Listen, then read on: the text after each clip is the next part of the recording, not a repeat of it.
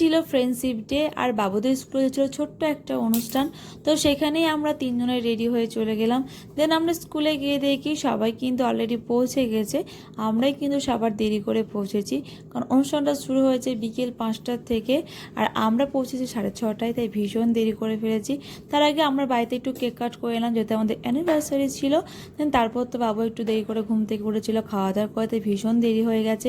এখানে বাবু দেখো একদম ভেতরে যাবে না, ও দেখো জোর করে আমরা দুজনে ওকে নিয়ে যাচ্ছি, ওর পাপা আমি বন্ধুদেরকে দেখাচ্ছি, তাও ভেতরে যাবে না। দেন দেখি অনেক মা বাবা সবাই এসছে, অনেক বাইরের স্কুল আছে মা বাবারা এসছে, যারা অন্য স্কুলে পড়ে তাদের মা বাবারাও এসছে এখানে।